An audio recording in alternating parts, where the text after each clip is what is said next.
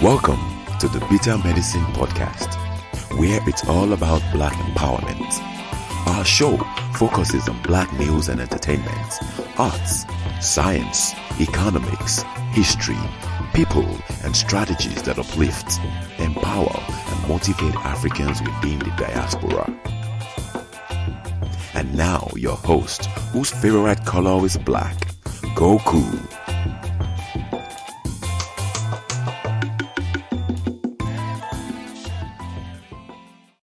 Welcome back to the podcast. I'm your host, Koku, doing a late night live stream because I'm trying to test out what are optimal hours for doing live streams. Trying to consider the folks on the West Coast, for example, to see how many people are going to tune in. Might not be many, but at least it'll be it'll give me a little idea. Actually, it's kind of a nice time to really reflect. This time of night is kind of a good time to reflect. I was thinking earlier today about Marcus Garvey, and I was thinking about something Garvey said once. He said, "It is by education that we become prepared for our duties and responsibilities in life. One is badly educated, he must naturally fail in the proper assumption and practice of his duties and responsibilities because the Negro has been badly educated." And as you know, for a while now, the Bitter Medicine podcast has been, dedicated to this idea of building or constructing a modern day curricula. And in recent weeks, I've been talking about, giants like Booker T. Washington and what he did with the Tuskegee Institute. I think that's the starting point, but I think, and just makes common sense, Booker T died over 100 years ago, and so we need to update that curriculum, and we need to create a curriculum that actually can be used as far as building our own African-centered schools, or as a supplement at home for those of us who cannot, who have no way around not sending our children out to these other folks to educate them in schools. And I know that's a tall task, right? So it's really, until we could build the schools and maybe you have to supplement the education. And ultimately, here at the Medicine Podcast, we think about Africa. And, ultimately you want to build a curriculum that, takes the student and kind of reintroduces them to the African tradition and also brings them closer and more tight-knit with their community and the issues that the community faces. And the curriculum in of itself, is supposed to help teach the children how to become problem solvers and solve the problems that they have in their community. Like we always say, like it's always said, African problems need African solutions. And so where do you start with this? How do you get the leadership, right? How do you get the manpower focusing on African problems? But you have to teach them that, right? The education has to teach them how to be those people who will solve the problem. It has to teach them how to be patriotic, how to be, the leaders of the future. And with that, why am I hearing stuff? With that, you also have to have, I don't know where the sound is coming from. Where?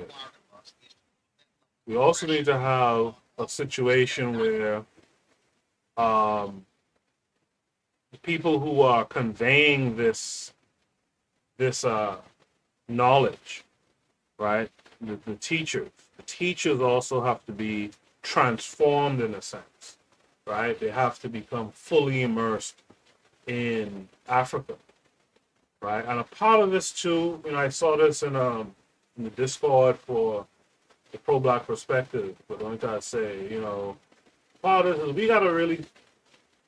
One of the problems we have, we can never come to a consensus about something. But without a doubt, one of the things we also have to focus on is language, right? When we return to the continent, when either us or future, near future generations return to the continent, you have to have a language that you can speak, and you can communicate and do business with, right? And the best language right now in Africa for us to learn would be like Kiswahili. And I mentioned on the show before, like we have to connect with folks who can speak that language. And I would like to connect with someone. If you know someone on the continent who I could connect with, someone will be willing to come on and we do shows that kind of breaks down some conversational Kiswahili, starting from the very beginning and working our way up to like real conversation, right? Send them my way, bitter.medicine.podcast@gmail.com. The thing is, like Garvey said,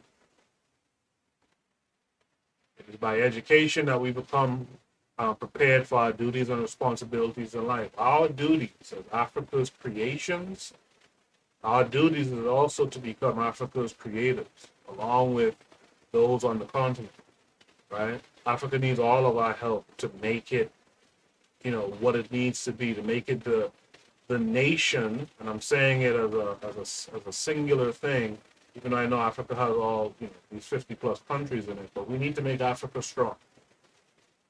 So wherever we decide to land in Africa and live the rest of our days, Africa, wherever we are, within her, is strong, right? And the truth of the matter is, we've been badly educated, and it is nothing new. And this is the thing that's really irking me about our progress. It's really small and it's really slow. I'm sorry to say it. We do some nice stuff here and there, but it's really, really slow. I mean, Carter G. Woodson wrote that book, The Miseducation, like 100 years ago. Well, maybe around 80, 90 years ago. Probably 90 years ago. Right? And we could just round that out to 100. And we're still talking about the miseducation. And we're still seeing the effects of miseducation. Last 2 episodes or so, I talked about, like, when you look at Flint, right? Flint has a water pipe problem. And people are drinking water with lead. If we had, let's say we had 30 years ago, a real solid, or 20 years ago, a real solid African-centered curriculum that our people were really following, African-centered schools that followed said curriculum. By now, right, we must be 6 years into this thing now, 5, 6 years into it. By now, our people in the country, much less in Flint, much less the country, our people would have solved that problem. And it's a crying shame that we're still victims, but really we're victims of our own inactivity. I saw, what did I say today? I saw someone post something today talking about leaders. We send our children, we send our folks to be taught leadership by other folks, and then we complain about their leadership. Well, of course, no one's going to teach our people to be leaders. We have to do it, right? So with this paper, I wanted to read it because it talks about, Marcus Garvey and the UNIA and the contributions to like education that Garveyism has had. Right? I think it'll be a good read. Let's read it together. It's by Thandeka K. Chapman of the University of Wisconsin, Milwaukee. The abstract says, this article highlights the contributions that Garveyism made to current doctrines of multicultural education. The 1920s movement played a crucial role in African American history and helped to lay the foundation for later African American political and educational movements.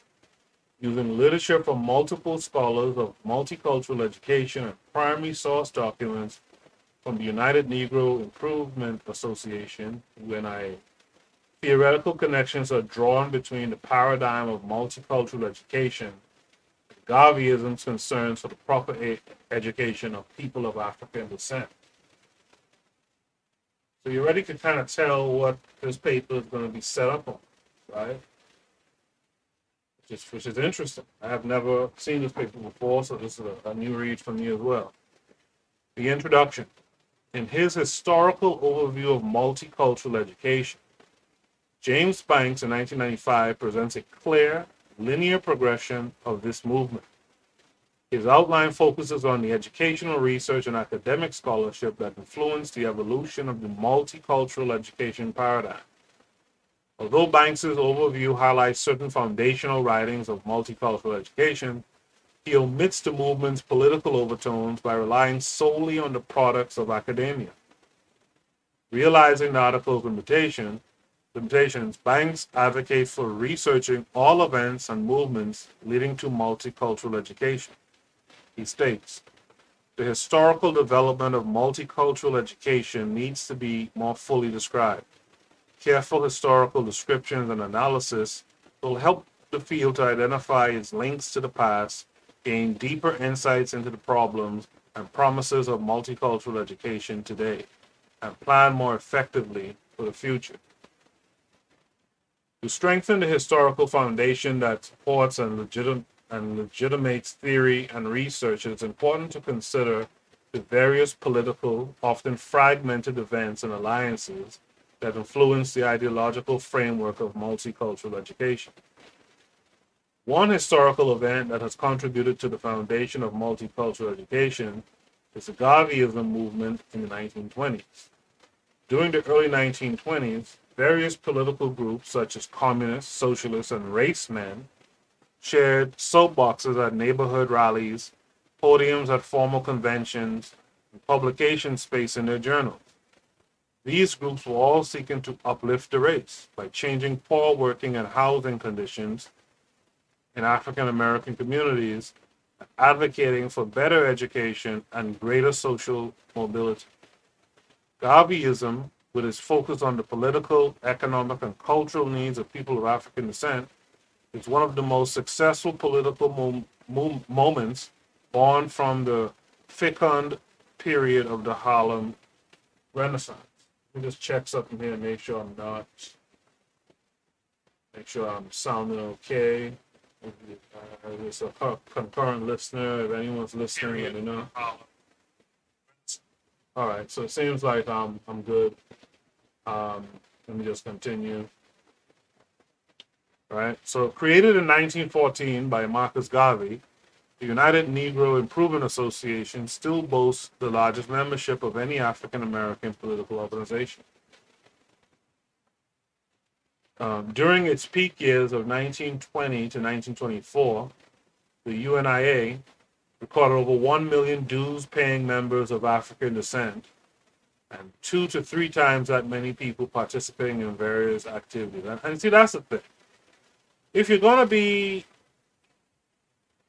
talking really, right, about stuff, if you're gonna be out here trying to be a change agent for Black society, you really should be a part of an organization, right? And that's something I'm missing right now, right? I've been in organizations from my college days and over the years, but I always had an issue with organizations. I've talked about it a little bit in previous shows.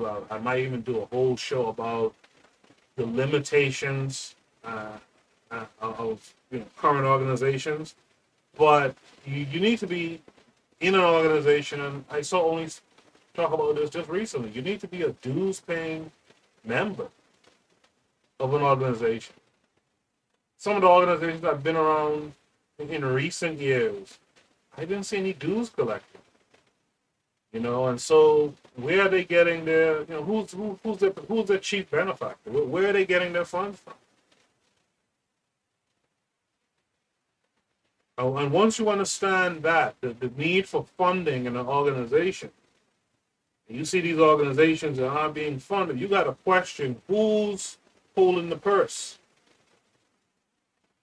and what are the activities of the organization really what they seem to be.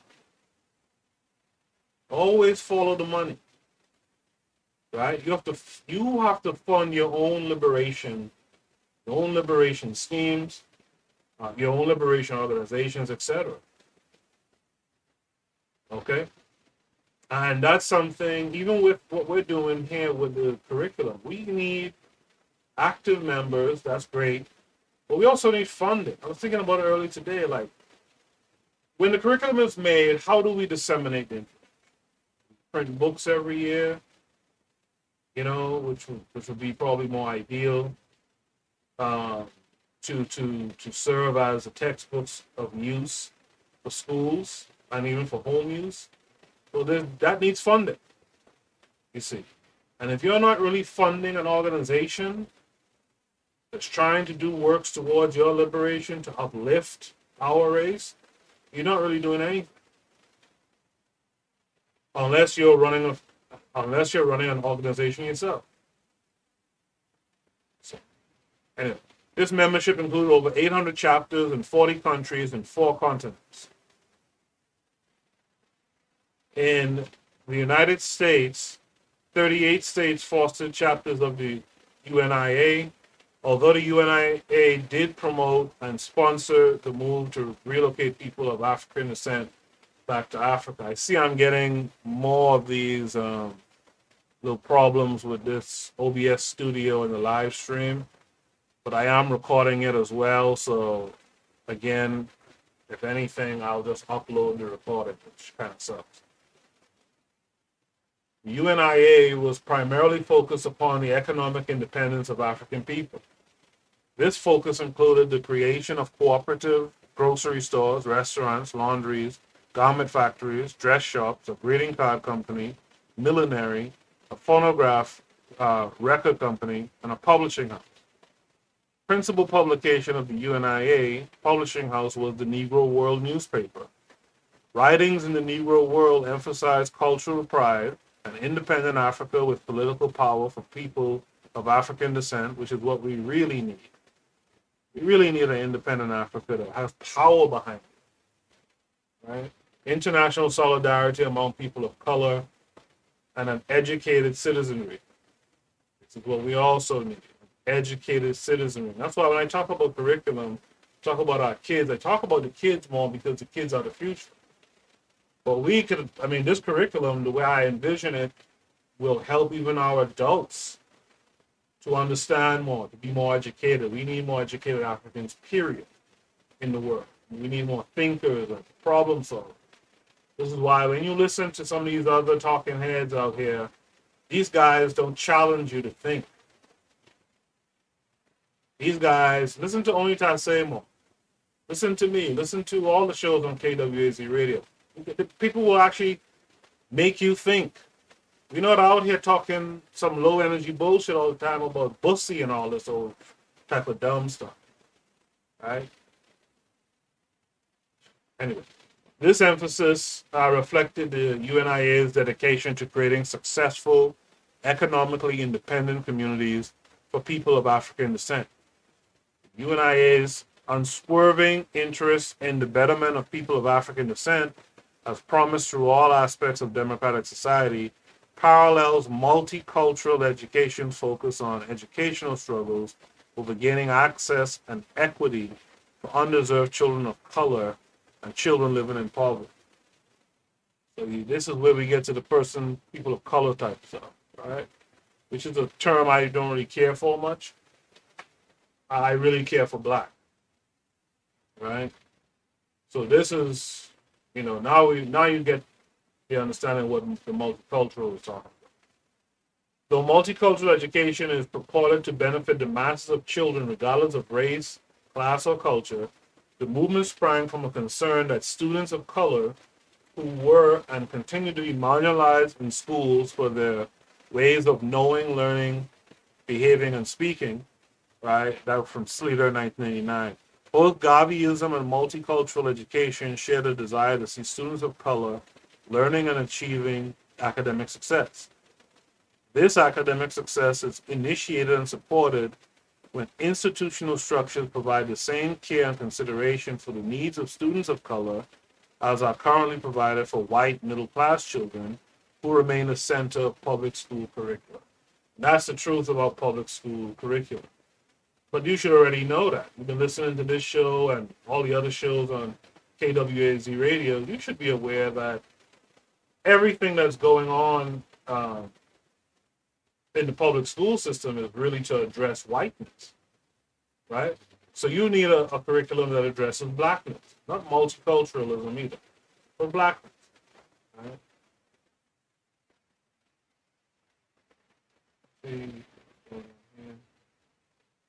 Okay. Got one listener besides myself. That's cool. Multicultural education. To increase equity in public schools, multicultural education demands a student-centered curriculum which values the ways of knowing, learning, behaving, and speaking of children from various racial and cultural backgrounds.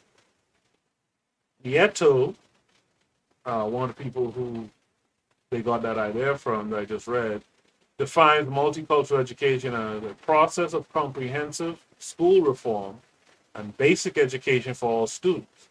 It challenges and rejects racism and other forms of discrimination in schools and society and accepts and affirms pluralism, which is the ethnic, racial, linguistic, religious, economic, and gender, among others, right, that students, their communities, and teachers reflect. Many educational programs claiming to be multicultural may aspire to embrace Nieto's definition, although few have achieved this level of competence. Moreover, there are many disagreements on the depth and breadth of multicultural education. Because of these disagreements surrounding the definition of multicultural education, several scholars of multicultural education have developed typologies that describe the various levels of the paradigm.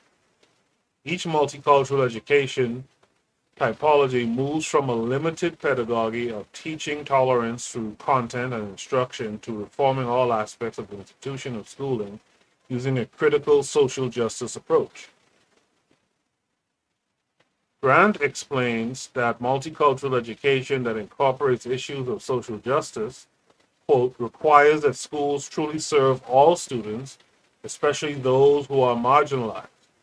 Its objective is to help students to acquire the knowledge, skills, power, and positive self-identity to pursue their life goals and remove the barrier that prevent them from achieving the best that life has to offer, including helping others. The goal to reform the structures of schooling through pedagogy, professionalism, content, and student advocacy is the quintessence of multicultural education. And see, that's the thing. Like, you could just replace multicultural education in this writing so far with simply, it's a goal of African-centered education, right? Highlight sucks. Anyway, right? I mean, because if you listen to my last half a dozen or so episodes, all I've been talking about is pedagogy. We're talking about the professionalism in terms of, the African-centered teacher. I've been talking about content, how the learning material must also have a practical component to it. And the practical component has to have a deeper meaning that it has to deal with a problem that we're seeing in Africa, right? So, I mean, you could just replace the multicultural education talk with just, African-centered education. Because the UNIA did not believe that the greater society could ever incorporate the ideals of social justice in public schooling, it attempted to provide academic opportunities for people of African descent through the resources of the organization. So, I'm going to give you a preview now. Well, I wish this highlighting thing would work better. I'm going to give you a preview that one of my problems with organizations that I've gone around, none of them talk about education, especially in recent years. Not one time have I gone around some of these organizations, I've heard them talking about straight up education, straight up African-centered schools, African-centered curriculum. None. I have a big problem with that because your organization is supposed to provide, as it says here, academic opportunities for people of African descent through the resources of the organization. So if your organization has members who pay dues, a portion of those dues supposed to be going towards educating the next generation. And I haven't really seen that, The UNIA's lack of faith in the dominant society to properly educate children of African descent echoes the past 30-year-old discourse promoting the need for multicultural education in public schools. Therefore, the connections between Garveyism and multicultural education will be demonstrated through primary source documents and the more recent works of several enduring scholars of multicultural education. So basically, and you see this often, right, where the work of African people is taken and used on everyone else, right? So, for example, you would have like the Black Panther Party, right? Their work at one point a few years ago, you had like the LGBT, QRSTUV, HIV, you had that group, like co-opting some of the modalities of the BPP. So once again, this is an example of, let's take Garveyism, and instead of focusing it on, whom Garvey was interested in, we'll focus on all peoples of color. So that's Chinese and Arabs and all this other shit, right? In the comment section, I want you guys to tell me, do you think Garvey would have been interested in his philosophies being applied to all these other groups? Right? Let me know that in the comment section. In addition to drawing on scholarship from the field of multicultural education, Banks's 5 historical dimensions of multicultural education will be used as a template to connect the two movements. Banks in 1995 conceptualizes the history of multicultural education in 5 interrelated dimensions. A, prejudice reduction. B, equity pedagogy. C, knowledge construction process. D, empowering school culture and social structure. E, content integration. These 5 dimensions extend beyond the narrow race and class foci found in the ideological foundations of Garveyism to include broader conceptions of diversity. Bam. Bam. So you take the brilliance of Garvey and now you want to apply it to all these other different. They are particularly useful because the dimensions are suspended in time. That is, each aspect of multicultural education is as prevalent or limited in schools today as it was at the beginning of the movement. In the following section, a fuller description of each dimension is provided in conjunction with archival documents from the UNIA. So before I start to read Garveyism and multicultural education, this section, I want to say this to you guys listening. If it's the case that Garvey is being used by this author, folks who think like this author, if Garvey is being used by these folks to now promote education, a certain type of education, certain mode of education that's all inclusive of people of color, that's intended to, to raise them up, regardless of what race they belong to, but to raise them up and to lower, the outlooks, or I should say the effects of racism, et cetera, et cetera, et cetera. If they're using Garvey for this, why aren't you using Garvey?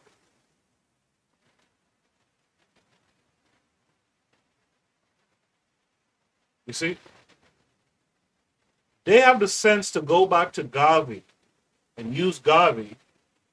I'm asking you, why aren't you using Garvey's philosophy? You are listening to the Bitter Medicine Podcast on KWAZ Radio. This is DAX. You tune into the Harsh Reality Podcast, providing you with social commentary on the news affecting our community, only on KWAZ Radio. Peace, family. This is Oni, inviting you to listen to the pro-black perspective, where black problems are addressed with black solutions. You are listening to the Bitter Medicine Podcast on KWAZ Radio.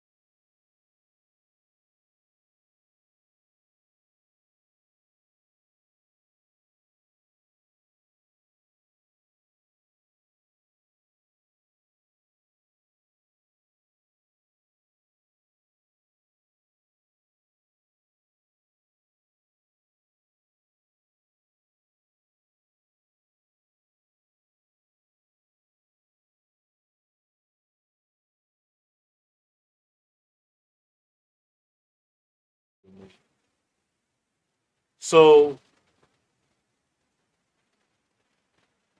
however, multiculturalists Carl Grant and Gloria Ladson Billings, 1997, advocate for students to develop positive self-concepts and discover who they are, particularly in terms of their multiple group membership. They state that multicultural education facilitates positive self-esteem by acknowledging that the strength and riches of the United States are a result of its human diversity. Multicultural education suggests that students will have a deeper critical knowledge of the various contributions of different groups of people, understand that they are deserving of the full rights of citizenship. And that's where the bullshit kind of boils over. Right? Our people don't really need to know the contributions of all these different groups. We more so need to know more about the contributions of our own people. Right? The push for people of African descent to envision themselves as valuable contributors to society speaks to the political and social context of the time period. The UNIA was combating tangible racism in the U.S. government and social institutions. At a time when people of African descent were being told that their cranium size, skin color, mores, and folkways made them inferior. This mass organization was fighting to indoctrinate its members with a sense of respect and racial pride. Although the belief that multicultural education promotes greater self-esteem has been heavily criticized in education, it continues to be necessary for students of color to be able to acknowledge and celebrate their copious connections to the many ancestors who built and shaped the United States, so they may understand that they indeed deserve of all the benefits offered by full citizenship participation. Let me grab a drink of water. Just give me a sec.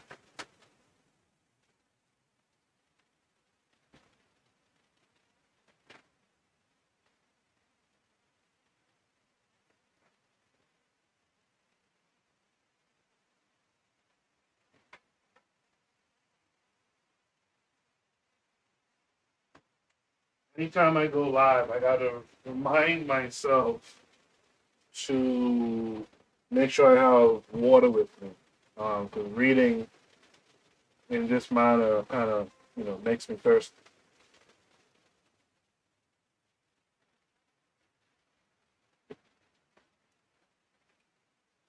The UNIA's Declaration of Rights. Mirroring the language of the U.S. Declaration of Independence as a means to reinforce the goals of full citizenship, 25,000 people packed Madison Square Garden to hear the 54 rights in the Declaration of Rights adopted by the UNIA. Four of the UNIA rights, 20, 22, 31, and 49, advocate for institutional reform in education, and are closely aligned with the goals of equity and equality found in multicultural education. We protest, so this is number 20, we protest against segregated districts, separate public conveyances, industrial discrimination, lynching, and limitations of political privileges of any Negro citizen in any part of the world on account of race, color, or creed, and will exert our full influence and power against all such. Number 22, we protest against the system of education in any country where Negroes are denied the same privileges and advantages as other races. 31, we declare that the teaching in any school by alien, which is white teachers, to our boys and girls that the alien race is superior to the Negro race as an insult to the Negro people of the world. We demand that instructions given Negro children in schools include the subject of Negro history to their benefit. Right? Although other rights speak to issues of social justice, these four rights bear close connections to the privileges accrued formal education that influences building of students' self-esteem, their understandings of the world and history, and their right to equal education. The Subcommittee on issues of education for children. To further solidify the UNIA's focus on education, the Subcommittee on the Issues of Education for Children was created during its 6th annual convention. The subcommittee's agenda directly addressed content and pedagogical practices that are produced in the tenets of multicultural education. Subcommittee's agenda directly addressed content and pedagogical practices that are reproduced in the tenets of multicultural education. During this convention, a new UNIA Department of Health and Public Education was created to address itself to certain social questions. To emphasize the serious attention being given to issues of education and health, a target of $600 million was set for this program. Now, 600 million, I wish I had the time to look it up now, but that's major dollars today. This is where Garvey was with it, right?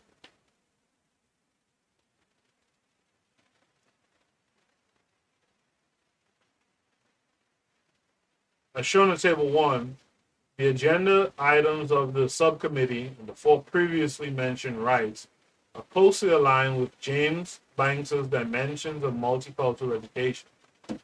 Only the dimension of school empowerment is omitted from the table. Banks states that aspects of this dimension are presented within the other dimension. Moreover, UNIA's willingness to advocate for students and to build academic institutions based on the needs of the African American community encompasses Banks' school empowerment dimension. So let's look at this table. Table 1, the convergence between multicultural education and the UNIA. Dimensions of multicultural education from Banks et al. In 2001. Reflections of multicultural education, UNIA's 54 rights. Reflections of multicultural education in the UNIA's issues of education for children subcommittee agenda. So one of the things they talked about was prejudice reduction. I read that from the 54 rights. And then reflections of multicultural education. There's I guess you would call it like an addendum, discussing formulation of a code of education, especially for Negroes.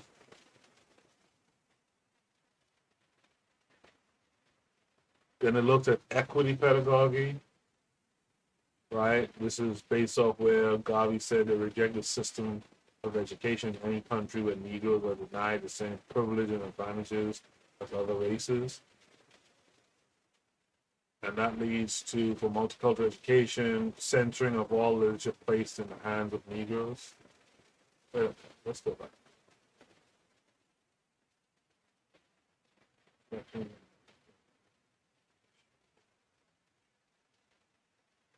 Okay, I got it. Okay, so yeah, basically this is what they took out, and they made like the basis for issues of education when you're dealing with like a diverse group of people of color or something in education, right?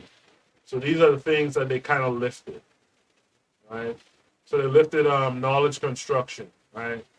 That teachers in any school by alien or white teachers taught boys and girls that the alien race is superior to the Negro race. So that was one of the things Garvey then wasn't into.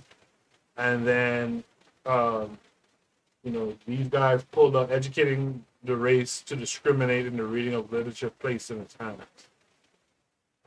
Content and integration, Garvey then talked about, we demand that instructions given Negro children in schools include the subject of Negro history. And so, so that became like a thing that these are the things that they kind of pushed for and kind of pushed ahead, right, for promotion of an independent Negro literature and culture. Prejudice reduction. So let's get into some of this. Banks states that prejudice reduction is the dimension of multicultural education designed to help students develop more democratic attitudes, values, and behaviors. The development of these attitudes stems from children's perceptions of the treatment they receive in society and their observations of how other people are treated. Banks suggest that children's internalization of negative self-esteem and cultural limitations should be combated with curriculum that promotes a more balanced approach to issues of race, class, and culture. Similarly, the UNIA recognized psychological impact of racism on children and sought to change the very nature of the inequality that children witness in society. Thus, the UNIA rejected second-class citizenry for children of African descent by pushing for social equality in public and private arenas. In Right 20, the UNIA addressed systemic racism by protesting unequal separation in public and private institutions. Although it is very similar to the language used in the Brown v. Board of Education, Topeka, Kansas case, the UNIA endorsed separate schooling. The UNIA was not advocating for integration. I was going to say this earlier too, because I know a lot of people were thinking, wait, is Garveyism looking for integration? No. Right?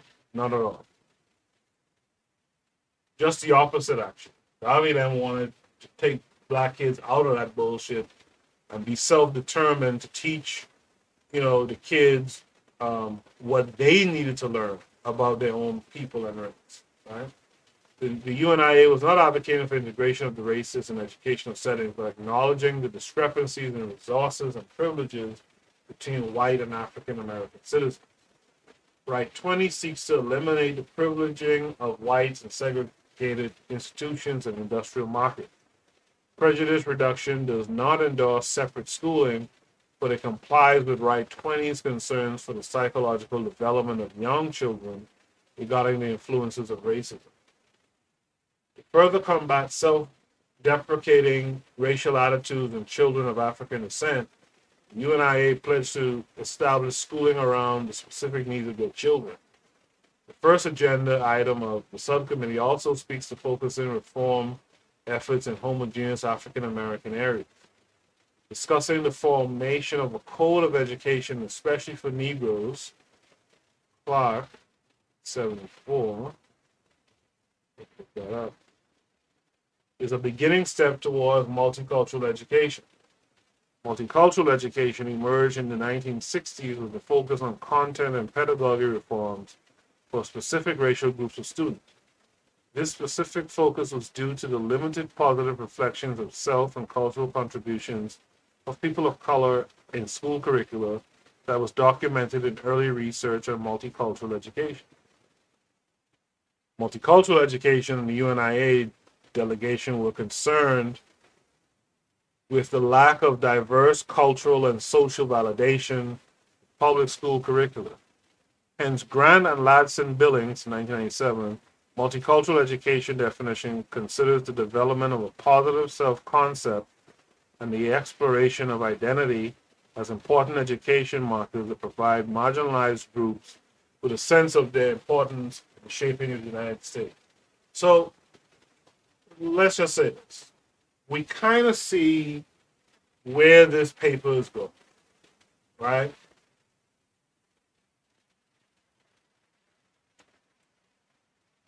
If it's Garvey talking about the things we need for the black race, these guys are going to take it and, share it with all the other so-called people of color.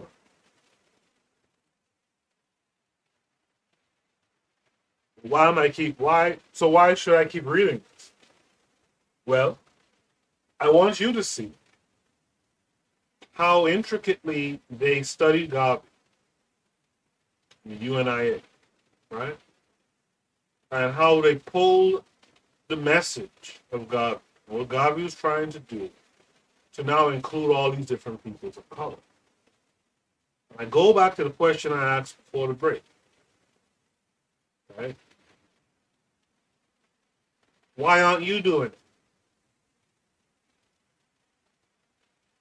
Why aren't we doing this? These folks understand the importance of the work that the UNIA and Garvey did, but we don't.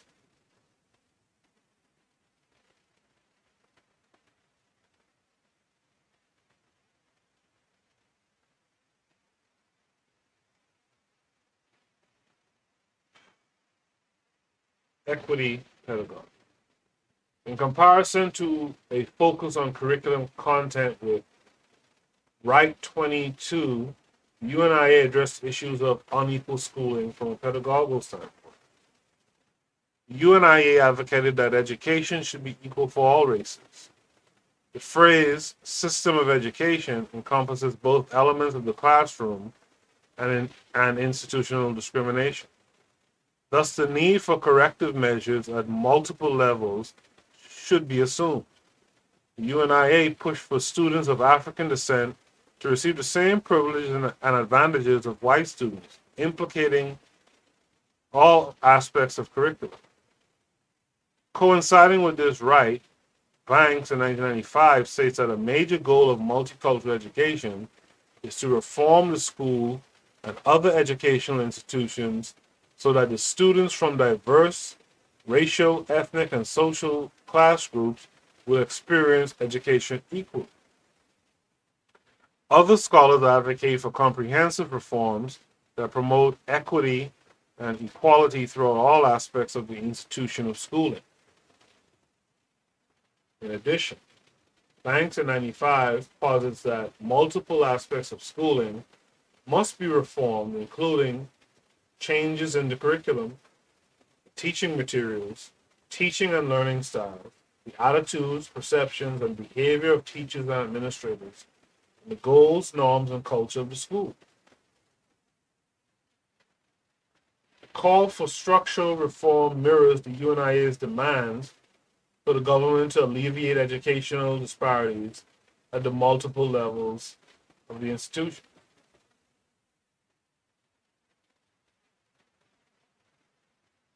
Right.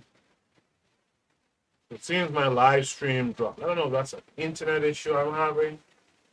It seems like my live stream dropped, so I'll just continue reading and recording. Hopefully that didn't drop. Right. And I'll just upload the file. It's not a big.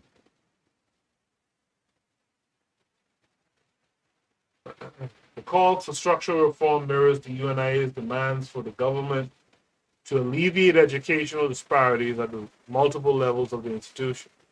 Believing that the government was insensitive to the various accommodations necessary to create equitable education environments, the UNIA decided to act as a governmental agency by choosing the academic texts read by children.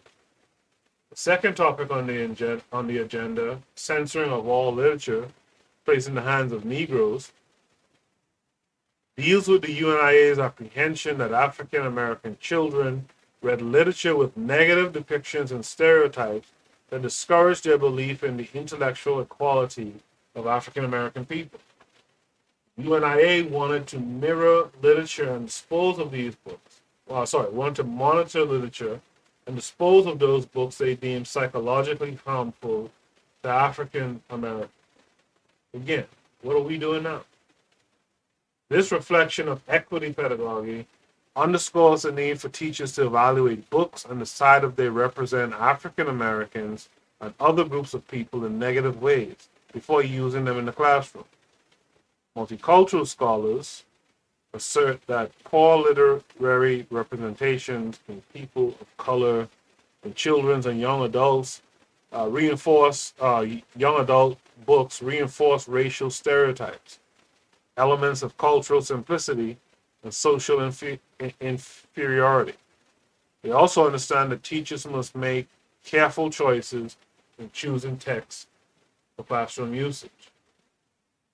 And, I always found that to be one of the real bad things about, U.S. education system, that, you had these books that were being chosen for so-called all students to read, but weren't helpful to black students whatsoever. Like where I'm from, what Garvey was pushing is basically how it's done. Like teachers are supposed to have read these books and know that the books can be relatable to the black children that they're teaching. Where I'm from is mostly black, right?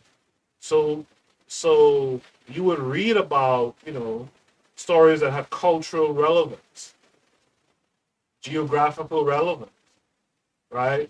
That had some message that could be applied to the community for where the students live. And I was always, really thrown by how, and that's not to say that we didn't read some bullshit too, right? Former British colony, we read some Caesar, Julius Caesar and that type of shit, right? But for the most part, there was a concerted effort to make sure we read culturally relevant literature.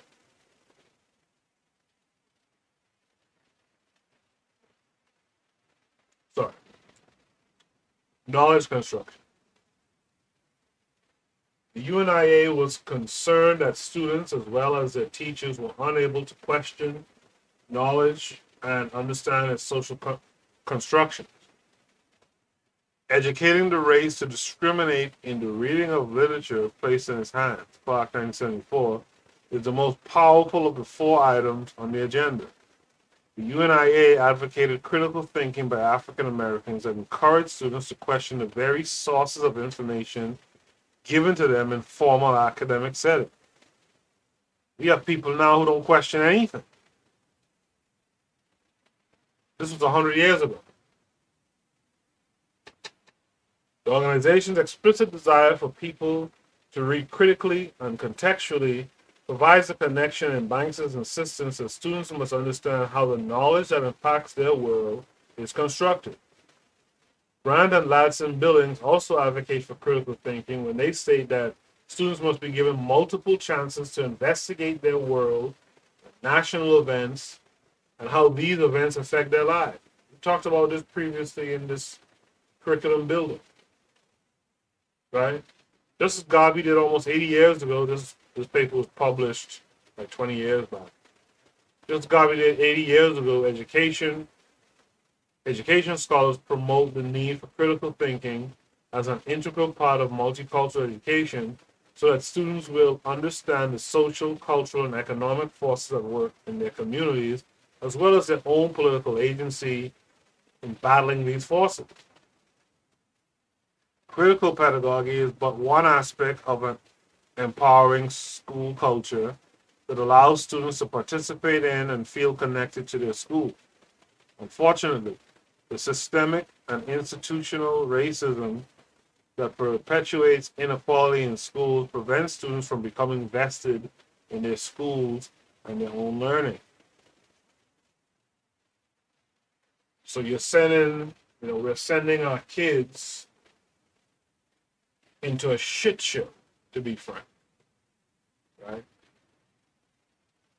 Banks contends that the cultural deprivation paradigm still dominates teacher education and administration programs that train adults to work with students of color. So you see, this is where the transformation has to occur. This is where it's still, to some levels, not occurring.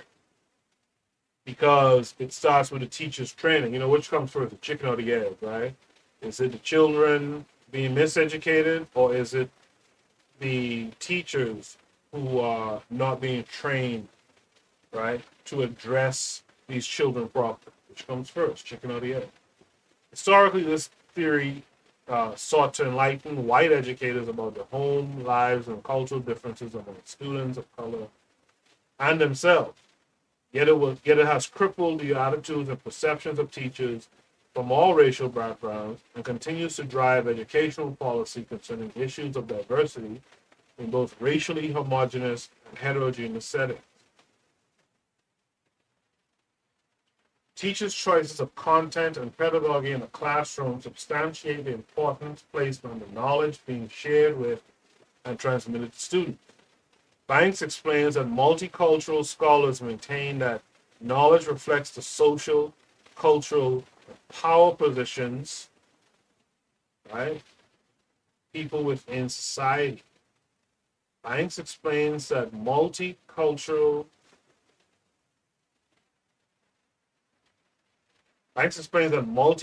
scholars maintain that knowledge reflects the social, cultural, power positions of people within society. Multicultural educators understand that various types of knowledge held by communities of color often go undervalued and disregarded. Students must learn that knowledge is constructed and valued through the lenses of race, culture, gender. Right? Very important.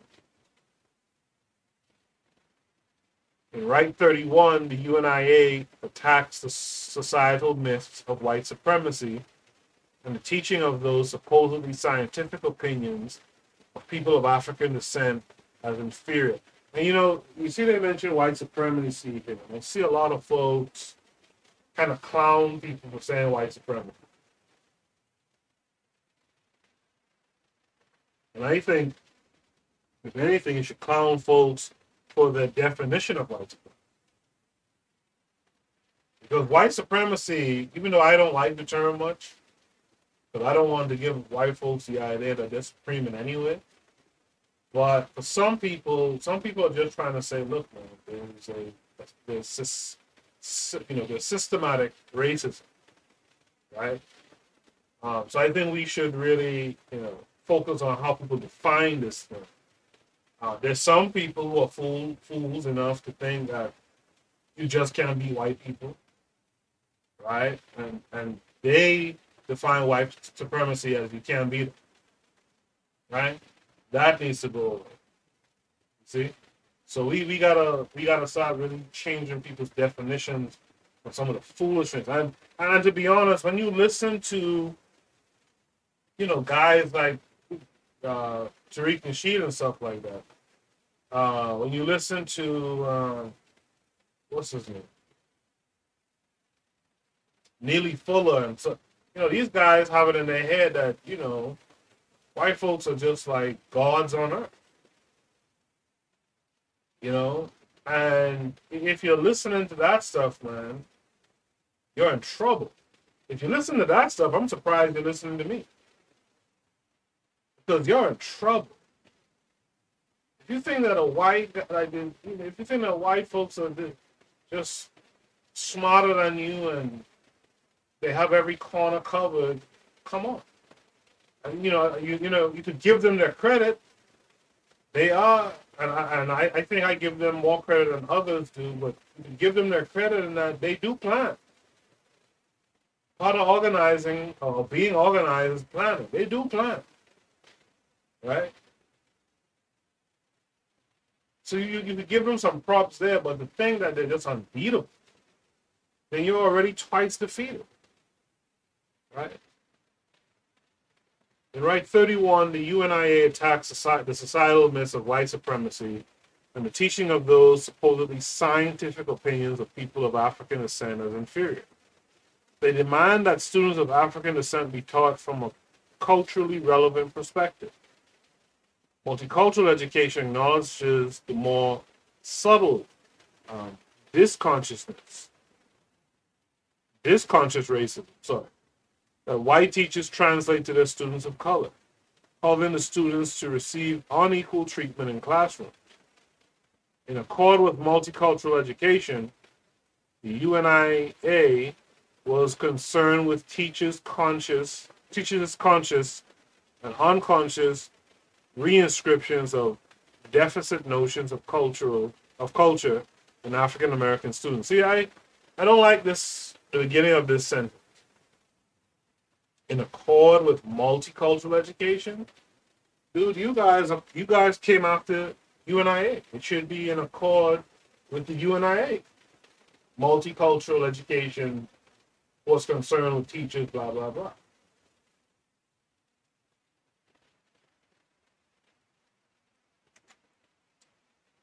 You got to watch language. You got to watch how people write and say things, right? Just reading that sentence, you would think these guys came before Garvey, right? The contention that white teachers' cultural biases disenfranchise students of color mirrors the fears perceived in the UNIA in Right 31.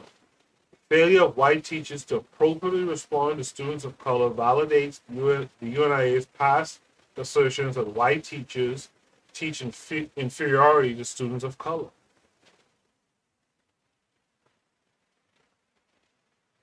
Educational scholars examine the multiple implications of white privilege for African American students and white teachers and explores issues of whiteness and disconscious racism.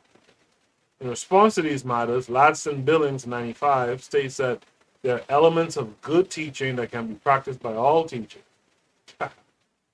Her culturally relevant pedagogy approach defies the cultural deprivation model and explores teacher practices that academically empower all children, and by lessening the cultural biases of white teachers in racially diverse classrooms. Scholars such as King, Ladson, Billings, Sleater, and McIntyre recognize the significant role that pedagogy plays in multicultural education. Let me tell you something. This is a piece of game at the end. Let me tell you, if you want to make your black children better, make them have African-centered teachers, black teachers. No one else is going to lift up your kids. They're not going to boost their self-esteem. They're going to always make them feel second class, if not less. Okay? There's nothing a white teacher for your black kids can really do. I've seen it personally. There's nothing that they can do for your black children. There's nothing that they're interested in doing for your black children. They weren't even trained to do anything good or interesting for your black children. Content and integration. Hand in hand with the role of pedagogy is the role of rigorous culturally relevant content for all students, of course.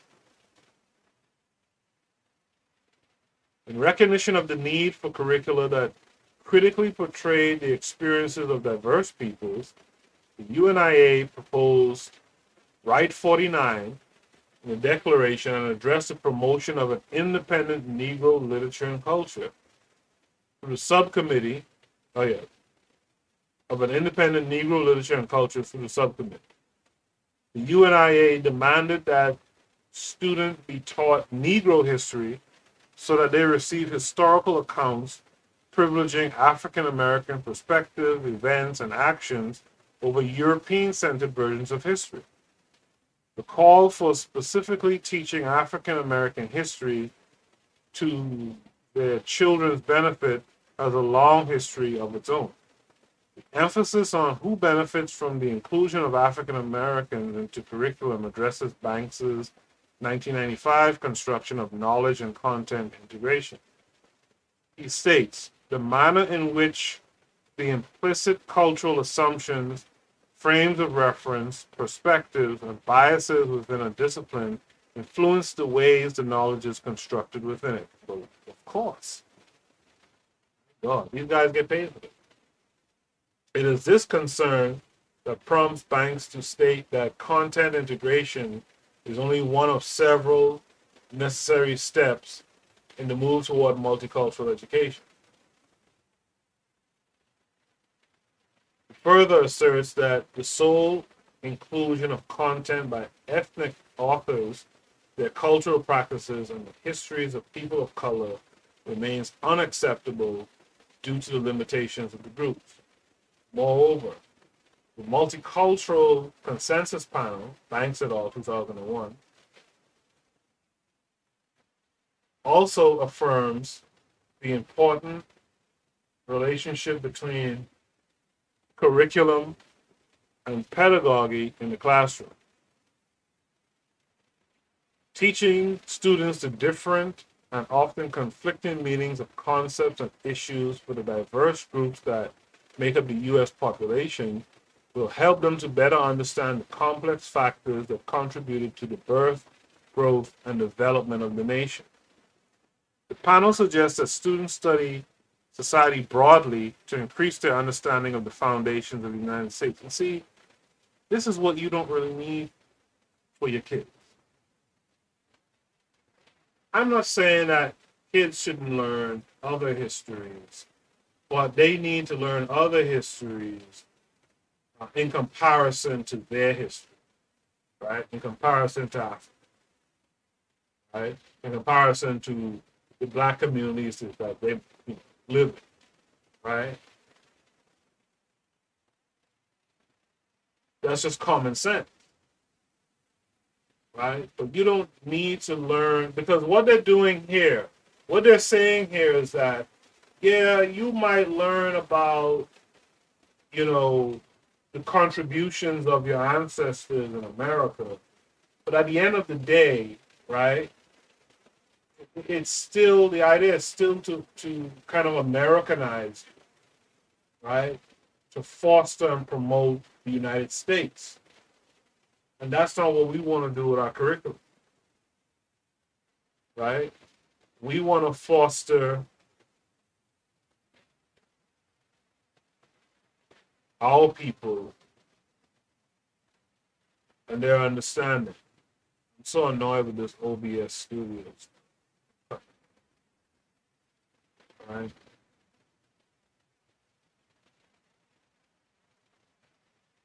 Well,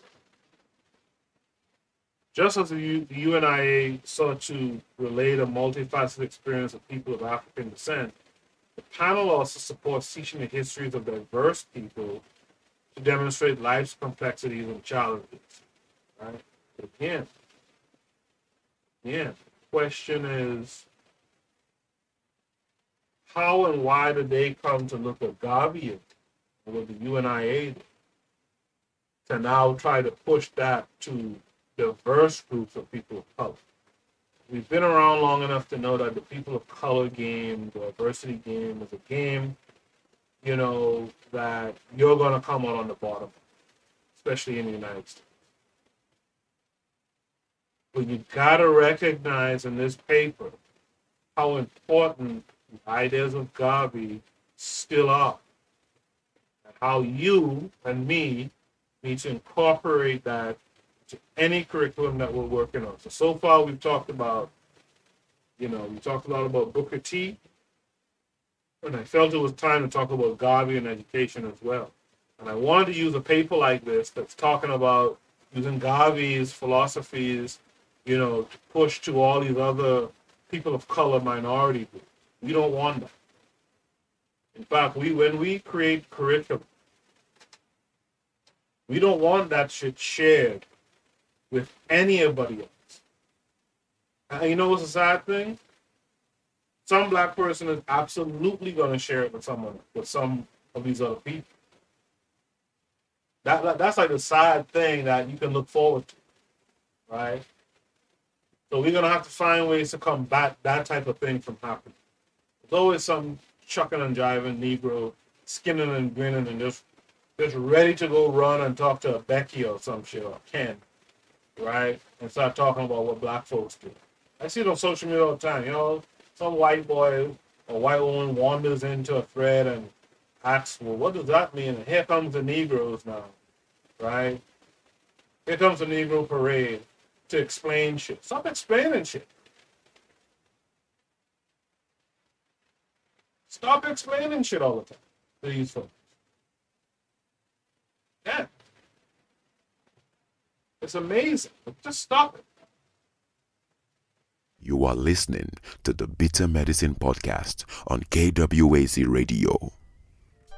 This is DAX. You tune into the Harsh Reality Podcast, providing you with social commentary on the news affecting our community, only on KWAZ Radio. Peace, family. This is Oni, inviting you to listen to the pro-black perspective, where black problems are addressed with black solutions. You are listening to the Bitter Medicine Podcast on KWAZ Radio.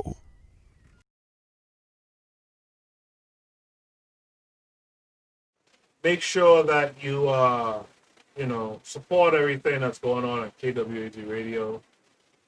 Support my show as much as you can, as best as you can. Support the pro-black perspective with Onita say. Find out what he's doing. Get involved if you can there. Listen to the Harsh Reality podcast and listen to the Queen's Council. I don't have a spot for the Queen's Council, but listen to the Queen's Council. I saw her do a show maybe a month ago now, because she's only doing it like once a month for now, and then she'll do it, I think, like twice a month or more. And she had a nice interview with a sister on there. Go check it out. Just support everything that's going on here, because this is where you're going to get real thoughts, real ideas. The so-called independent black media that some of you guys continue to listen to, and I used to listen to some of it before too. Some of the Jason Black stuff, Tariq and shit, I used to listen to that stuff. And at this point, it's just become just nonsense. It's become blame immigrants for your problems. And immigrants are not the cause of your problems. You understand?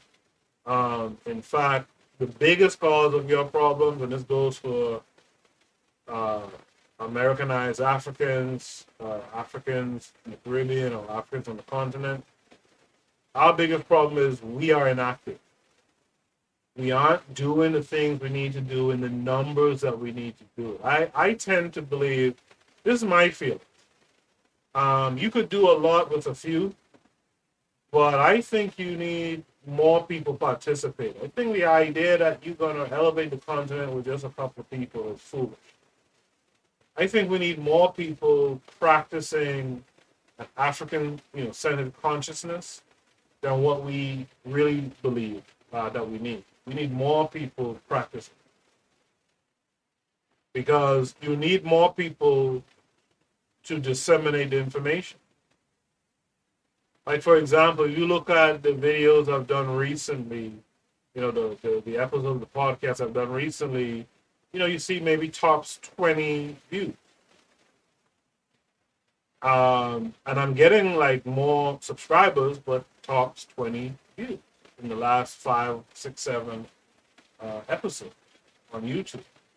And that tells you, for example, let's say I was giving out $1 million idea, right? And I think only time I say something similar as well. I haven't looked at it or talked to him about it, but I think the numbers are, because he talked about it actually a couple of weeks ago, how the numbers are kind of low. And the reason why I'm bringing this up is to say that if only 20, 30 people are listening, and let's say I was giving out like $1 million ideas, and these last few episodes were only 20 people on YouTube are viewing it, then less than 20 people will actually make the $1 million off of the $1 million idea, right? Theoretically speaking.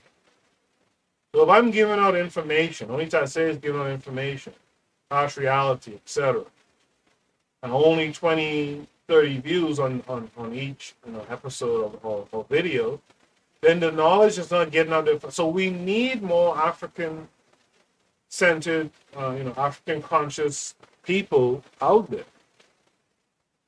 This way, the information gets out to more people. You see? So, in conclusion, the struggle for people of African descent to be celebrated and critiqued as multidimensional people and diverse communities continues in classrooms and administrative spaces.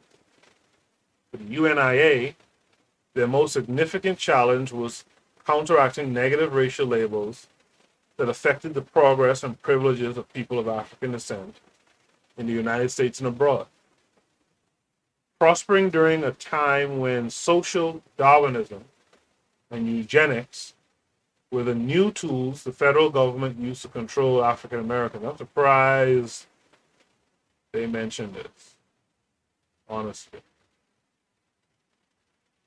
Honestly. Surprised they even bring that up. Right? Garveyism brought a sense of pride to people of African ancestry throughout the United States and abroad. Combat negative propaganda that defined African Americans as intellectually and socially inferior to Northern European whites. Garveyism proclaimed Africans as gifted, talented people whose culture and knowledge was not only valid, but also superior. Barksdale and Kinnamon in 1972 said the following about the leader, Marcus Garvey. Probably no black leader has moved so profoundly so many black people during his own lifetime as did Marcus Garvey. Though most of his specific proposals and projects did not come to material fruition, he stimulated a revolution in black consciousness more far-reaching than its implications than the mere financial success of Black Star Line or the Negro Factories Corporation could possibly have been. Garveyism's claims of racial superiority instilled a sense of pride among people of African ancestry that previously had not been accomplished on a grand scale. Standing on the shoulders of African American leaders and intellectuals from Reconstruction and beside other race men and women at the turn of the century, Garveyism was one of many forerunners of intellectual and cultural enlightenment for masses of African Americans within and beyond the borders of the United States. Garveyism sought to highlight the multifaceted experience of people of African descent from around the world. The UNIA promoted a global vision of racial strength and solidarity that has yet to be realized even in multicultural education. McCarthy, in 1998, suggests that critical multiculturalism should therefore be more reflexive with respect to the relationship between different social groups in the United States and the relationship of developments in the United States to the rest of the world. This would mean, for instance, that we begin to see the issue of racial inequality in global and relational terms. Through its focus on both domestic and international relationships, Garveyism began the work that McCarthy advocates for multicultural education. It is connections such as those established between multicultural education and Garveyism that allow scholars to better understand the foundations of the movement to which they ascribe allegiance. At a time when educators should examine the historical events that shape their cultural ideologies, Garveyism stands as a solid example for those grassroots political movements that fought for the social and financial quality of marginalized groups but have received very little academic attention. That's what we have to change. Listen, the only time another group is going to acknowledge your intellectuals, our intellectuals, is when they want to use that intellectualism to serve their purpose. And if they can do it to serve their purposes, guess who needs to be doing it first to serve their own purposes? Us. Right? We are the ones who need to be revisiting Garvey and practicing what Garvey preached. In that paper, there's a few times I mentioned Clark, and it most definitely is John Henrik Clark and his writings, Marcus Garvey and the Vision of Africa. Right? We need to be fully and wholly invested in studying our great intellects and putting into practice items from their visions. You know, one of the biggest shames I always thought about was like, Garvey had this idea for, buying these steamliners and stuff. Has anyone ever picked up the idea again? You know, I know the Nation of Islam kind of copied a lot of Garvey's movements. And at one time, like Elijah Muhammad and them guys had like a bunch of like dry cleaners and, you know, a bunch of businesses and stuff around the place. So they did it, you know, they copied some of what he did and made it, you know, happen. But some of the ideas, man, we just have dropped the ball on. And here are these others, right, who will gladly study Garvey and the United Negro Improvement Association. And they will gladly take the concepts that our esteemed ancestors came up with, and they will gladly apply it really to their plight. It's time we change that. I just read to you all the ways these folks are using Garvey to push the idea of, you know, diverse education and multicultural education, which at the end of the day just means that they're going to use that information to boost the self-esteem of their people and their children. And you will be asked out in the end. It's time we change that. Let's build this curriculum. Ask me how you can help. Email me at bitter.medicine.podcast@gmail.com. Follow me on social media. Let's get to work.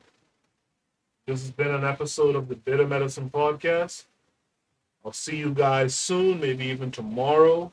We'll do another reading, or I'll talk about some stuff. Like I said recently, the 15-minute rants will be coming back.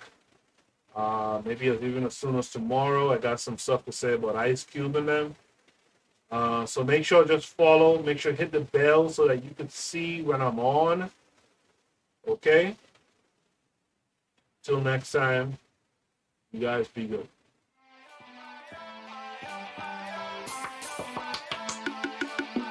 Thanks for listening to the Bitter Medicine Podcast with your host, Koku. If you like what you just heard, we hope you pass along our web address, bittermedicineblogs.com, to your friends and colleagues, and share our show to all your social media. Be sure to check out our archive section on our website for previous podcasts. This has been a KWAZ radio production. Join us next time for another session of the Bitter Medicine Podcast. Follow us on Facebook at Bitter Medicine Show, Twitter, Bitter Meds, Tumblr, Bitter Meds, Instagram, Bitter Medicine.